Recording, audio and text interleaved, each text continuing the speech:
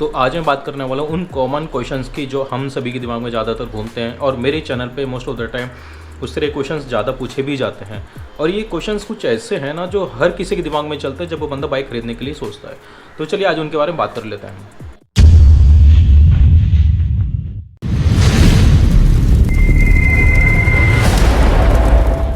पहले सवाल जो सबसे ज़्यादा मेरे सामने आता है वो है, भाई कौन सी बाइक लूँ। देखो, मैं हर किसी को एक चीज़ समझाने की कोशिश करता हूँ। आप जो भी गाड़ी खरीदो, चाहे बाइक हो, कार हो, कुछ भी हो, अपनी रिक्वायरमेंट के अकॉर्डिंग खरीदो। आपकी रिक्वायरमेंट क्या है? आपको सिटी में चलानी है, हाईवे पे चलानी है, सिटी हाईवे दोनों पे चलानी है। आपको सीटिंग कंफर्ट अच्छा एक्सपेक्ट कर रहे हो बाइक से, एक अच्छा माइलेज एक्सपेक्ट कर रहे हो बाइक से, या फिर और भी अलग से कुछ रिक्वायरमेंट है, या फिर उसकी मेंटेनेंस कॉस्ट कम होनी चाहिए, स्पेयर पार्ट कॉस्ट कम होनी चाहिए, उसकी सेंटर जो सर्विस सेंटर होते हैं उनकी अवेलेबिलिटी आपके घर के पास होनी चाहिए। क्या रिक्वायरमेंट है आपकी एग्जैक्टली, वो रिक्वायरमेंट आइडेंटिफाई करो, राइट। और जब आइडेंटिफाई करते हो ना अपनी रिक्वायरमेंट, उसमें हमेशा ध्यान रखना आपकी जो रिक्वायरमेंट है वो थोड़ी सी विजनरी होनी चाहिए। विजनरी से मेरा मतलब क्या है, आप जब बाइक खरीदते हो तो आप उसको मतलब 2 महीने 4 महीने साल भर नहीं चलाते। मिडिल क्लास फैमिली के बंदे हैं भाई, जब बाइक खरीदते हैं ना कम से कम 4-5 साल उसे घसीटते हैं, ठीक है। तो बाइक को ना उस पर्सपेक्टिव से सोचो, 4 से 5 साल में आप कहाँ होंगे। मान लो आप यंग हो, कल अगर मान लो नेक्स्ट आपकी शादी हो जाती है, शादी के बाद अभी बाइक की रिक्वायरमेंट चेंज हो गई। आप जब सोलो थे, अकेले थे, अपनी मर्जी से, मतलब पीछे की सीट हो ना हो कुछ फ़र्क नहीं पड़ता था, इतना ध्यान नहीं देते हम लोग। लेकिन जब शादी हो जाती है तो पीछे वाली सीट पे जो पिलन वाला बंदा बैठता है उसका कंफर्ट भी हमारे लिए मैटर करने लगता है, क्योंकि आप ऑब्वियस है यार, किसी का फैमिली के मेम्बर को बाहर लेके जाने के लिए, वाइफ को बाहर लेके जाने के लिए आप नई बाइक थोड़ी ना खरीदोगे, राइट। आप एक ऐसी बाइक चूज़ करने का ट्राई करोगे जिस पे आप वो सब कर सकें। तो that's why I am saying कि कोई भी बाइक लो, एक प्रॉपर अंडरस्टैंडिंग के साथ लो, एक प्रॉपर विजनरी के साथ ही कोई भी बाइक खरीदो, ठीक है। अभी कुछ लोगों की रिक्वायरमेंट क्या ना, मुझे बाइक से ना बहुत स्पीड चाहिए। अरे क्या करोगे, what is speed, what is maximum speed, ये किस तरह का सवाल है। अगर मान लो कोई बाइक है XYZ, कोई बाइक है जो 250 सीसी की है, राइट। अगर मान लो वो 150 किलोमीटर पर आवर उसकी टॉप स्पीड है, तो सच बताना मेरे को कि आप उसको 150 किलोमीटर पर आवर पे नॉन स्टॉप चला सकते हो गाड़ी को इंडियन रोड्स पे। जस्ट सोचो एक बार, आप उस बाइक को उतना स्पीड में कभी चला ही नहीं पाओगे। चलाया तो ज़्यादा से ज़्यादा 1 मिनट 2 मिनट, भाई वो स्पीड इतनी ज़्यादा होती है कि आप उसको हैंडल तक नहीं कर सकते। समझो इस चीज़ को। आपको क्या देखना है, उस बाइक की क्रूजिंग स्पीड कितनी अच्छी है, ठीक है। अभी क्रूजिंग स्पीड अंडरस्टैंड करने का एक तरीका ये होता है, मान लो कोई बाइक आपने देखी है, उसमें मैक्सिमम 12,000 RPM सपोर्ट करता है गाड़ी का, ऑडोमीटर में आपको समझ में आ जाएगा।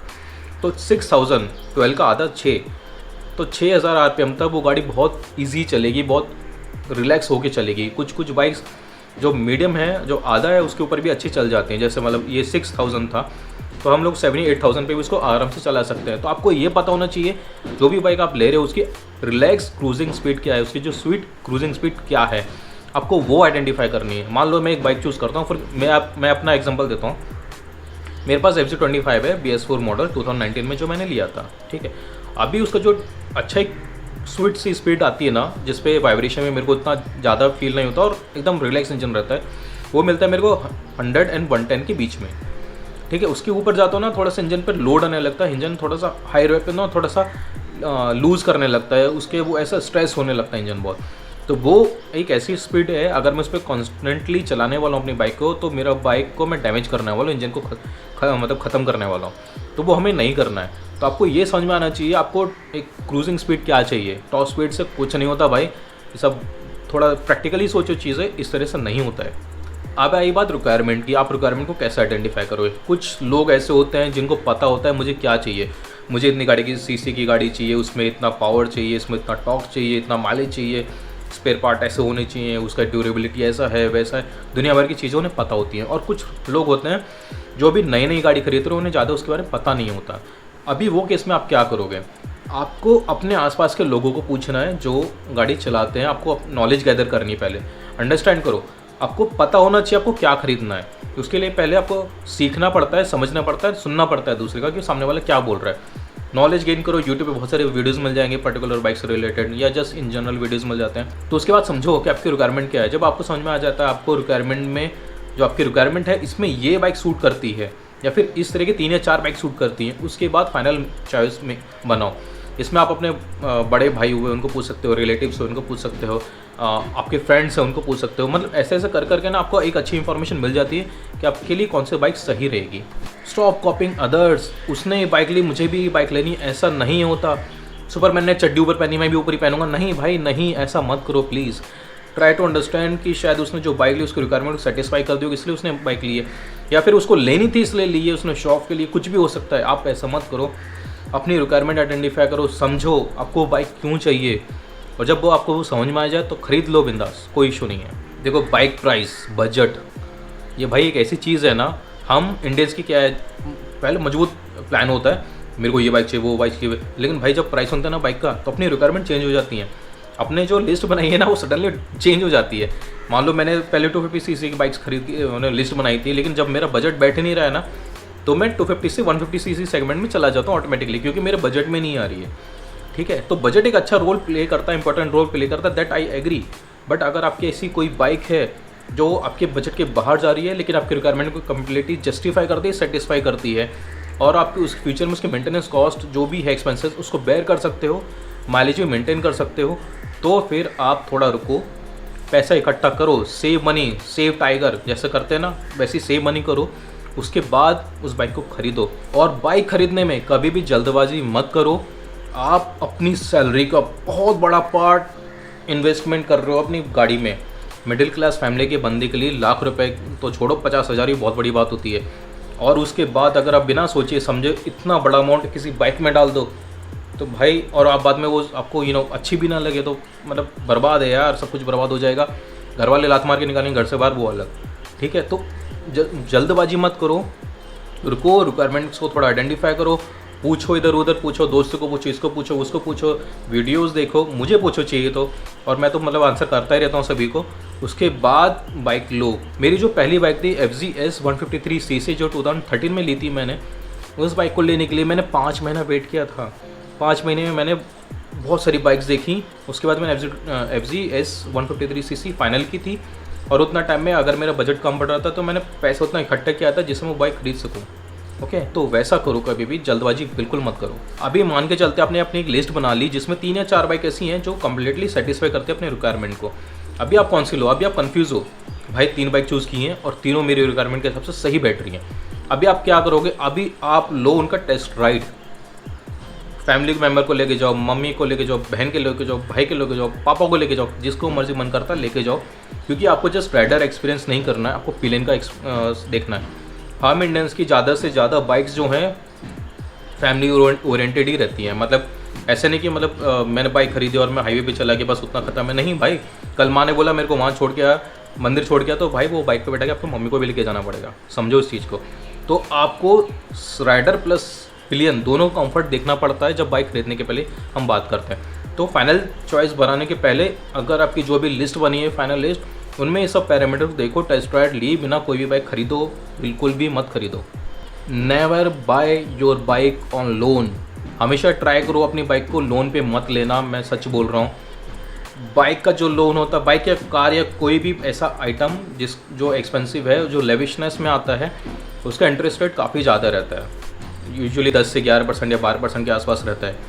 और उसको पे करने के टाइम पे जब एक्चुअल में आप कैलकुलेट करोगे, मान लो एक बाइक है जो 1 लाख रुपए की है और आपने उसकी EMI बांध दी, मान के चलते हैं वो आपने उसको 1 या 2 साल में शायद उसकी EMI कंप्लीट कर दी। तो जब आप 1 या 2 साल का कैलकुलेट करते हैं ना, जो 1 लाख रुपए की बाइक है वो करीबन ना 1,20,000, 30,000, 40,000 के आसपास की पड़ती है। सच बता रहा हूँ, कैलकुलेट करके देखना है एक बार, क्योंकि उसका इंटरेस्ट रेट इतना ज़्यादा होता है जब आप पे करते हो।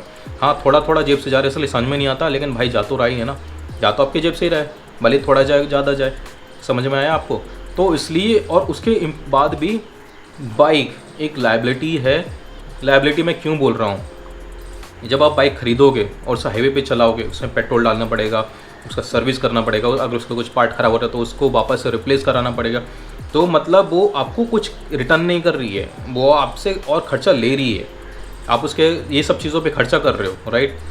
तो मतलब आप एक लायबिलिटी है, उसको हैंडल करने के लिए आपने एक और लायबिलिटी ली है, मतलब बाइक के लिए आपने लोन लिया है, तो आपको दोनों भरना है, राइट। अरे भाई कैसे मैनेज करोगे? अगर मैनेज कर भी पा रहे हो तो भाई ट्राई करो, अगर पॉसिबल है तो बिना लोन की गाड़ी खरीदो, और लोन ले भी रहे हो तो इतना मिनिमम अमाउंट लो और इतना जल्दी उसको भर दो कि आपका ज़्यादा से ज़्यादा पैसा बच सके, लोन में ना जाए ज़्यादा। And don't run behind technology. अभी ये पॉइंट क्यों बोल रहा हूँ, समझो इस चीज़ को। एज अ राइडर आपको वो बाइक जो जनरली सब इंडियन एक्सपेक्ट करते हैं, एक अच्छा माइलेज देनी चाहिए। कितना देती है मैटर करता है, उसका ड्यूरेबिलिटी, उसका रिलायबिलिटी, ठीक है, उसका ओवरऑल आपको कंफर्ट कैसा है, सीटिंग कंफर्ट कैसा है, राइडिंग पोस्चर कैसा, उसका एग्रेसिव है, रिलैक्स है, ये सब चीज़ें मैटर करती हैं। वो किस टेक्नोलॉजी पे काम कर रही है कुछ फ़र्क नहीं पड़ता, सच बता रहा हूँ। अगर वो जब तक हाईवे पे चल रही है, अच्छी चल रही है, आपके रिक्वायरमेंट सेटिस्फाई कर रही है, तब तक वो बाइक बहुत अच्छी है। रॉयल एनफील्ड की बाइक देखी है आपने, हार्डली उनमें कोई टेक्नोलॉजी में चेंज आया है, तब से ऐसी की ऐसी ही चल रही हैं और लोग पसंद करते हैं उन्हें। वही कोई ड्यूक की बाइक के लेवल की बाइक्स नहीं है, राइट, लेकिन लोग फिर भी पसंद करते हैं, लोग फिर भी उन बाइक्स को चलाते हैं क्योंकि उनका जो कंफर्ट है, उनका जो एक्सपीरियंस है उस बाइक में ज़्यादा अच्छा मिलता है उन्हें, तो लोग खरीदते हैं उस बाइक को। ऐसा नहीं कि आज भी आप रॉयल एनफील्ड की बाइक लेने जाओगे तो उसका वेटिंग मिलता है आपको, सच बता रहा हूँ, वेटिंग मिलता है। तो टेक्नोलॉजी से ज़्यादा आपका ओवरऑल एक्सपीरियंस, आपका ओवरऑल कंफर्ट मैटर करता है। सो टेक्नोलॉजी एक जस्ट एन पार्ट, और जितना ज़्यादा टेक्नोलॉजी बाइक में इन्वॉल्व होगी उतना ज़्यादा ख़राब होने के बाद उसका एक्सपेंसेस बढ़ जाता है। अगर बाइक मैकेनिकल है तो उसके एक्सपेंसेस कम होते हैं, बाइक मैकेनिकल है आप उसको ठीक कर सकते हैं इस पार्ट को, लेकिन अगर बाइक ज़्यादा टेक्निकल है, बहुत ज़्यादा उसमें टेक्नोलॉजी इन्वॉल्व है, तो वो पार्ट आपको रिप्लेस करना पड़ता है, तो ओवरऑल आपकी कॉस्ट भी बढ़ जाती है। तो ये भी पॉइंट ध्यान रखने वाली बात है। हाईवे पे जा रहे हो तो लोकल मैकेनिक जो मैनुअल बाइक्स होती हैं, ज़्यादा टेक्नोलॉजी ओरिएंटेड नहीं होती, उनको ठीक कर सकते हैं, लेकिन जो ज़्यादा टेक्नोलॉजी ओरिएंटेड बाइक होती है उनको ठीक करने में बहुत तकलीफ होती है और बहुत सारे लोग कर भी नहीं पाते unless you are going on a service centre. और नई बाइक खरीदने के पहले उसे चलाना सीख लो। कोई सेकेंड हैंड बाइक खरीदो, उसको चलाओ, उसके बाद ही नई गाड़ी खरीदो जब आपका हाथ बैठ जाए। ये गलती मैं कर चुका हूँ। जब मैंने पहली बाइक ली थी FZ S153 से, जैसे मैंने पहले बताया आपको, तो मैंने वो जब ली ना तो भाई एक्साइटमेंट रहती है ना, नई गाड़ी। पहली बार खरीदी जॉब लगने के बाद, तो मैं उसको चला रहा था कॉलोनी में, देन इट इज़ फाइन। जब मैं उसको हाईवे पे लेके गया ना, वह सिग्नल पे खड़ा था, खड़े गिर गया मैं, क्योंकि मेरे पे उसका वेट बैलेंस करना नहीं आया। बाइक चलानी आती, गियर कैसे डालते, क्लच कैसे छोड़ते, वो सब आता था मेरे को, लेकिन मैं उसका वेट ही संभाल नहीं पाया और मेरी बाइक गिर गई और लेकर हल्का से बैंड हो गया।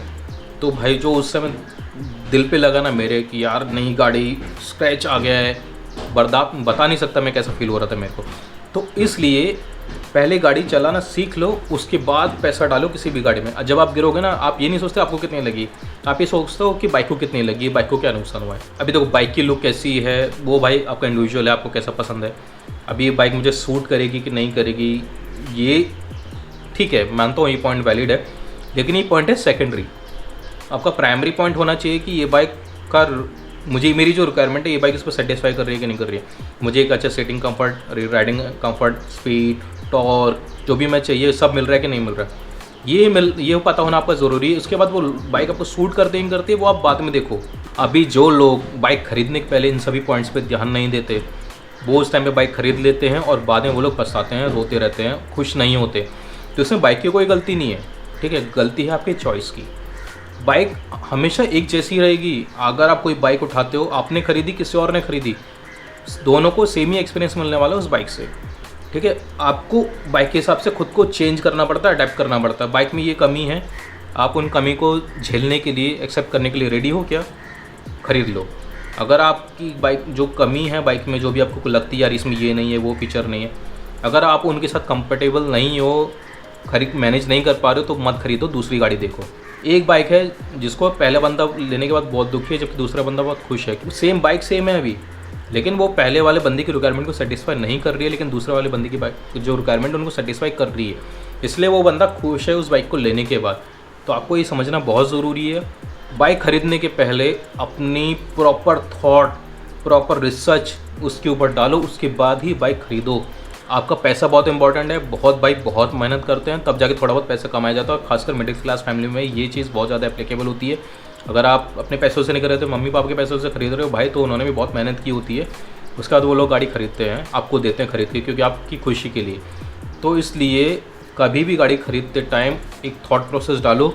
मैं इसके ऊपर इतना ध्यान या फोकस क्यों कर रहा हूँ, इतना तवज्जो क्यों देता हूँ इस बात को, क्योंकि ये एक बहुत बड़ा इन्वेस्टमेंट है और फ्यूचर में ये खर्चे बढ़ाता है। ये चीज़ अंडरस्टैंड करना बहुत ज़रूरी है। उम्मीद करता हूँ आपको वीडियो पसंद आया होगा। अगर आपको ये वीडियो पसंद आया तो लाइक करो, इसे शेयर करो और सब्सक्राइब करो। अगर आपके कोई भी क्वेरीज़ है तो मुझे पूछो, मैं कमेंट बॉक्स में लिखो, उसका रिप्लाई ज़रूर दूंगा। अगर आपको कोई भी टॉपिक पे डिटेल में बात करनी है तो मुझे इंस्टाग्राम पे फॉलो करो, यहाँ पे मेरा आईडी आ रहा होगा, इंस्टाग्राम पे फॉलो करो, मैं वहाँ पे आपको आंसर ज़रूर करूँगा। तो चलिए मैं मिलता हूँ आपको अगली वीडियो में, तब तक के लिए मुझे इजाज़त दे। मैं हूँ Kaur Ravi, take care, bye bye and right side.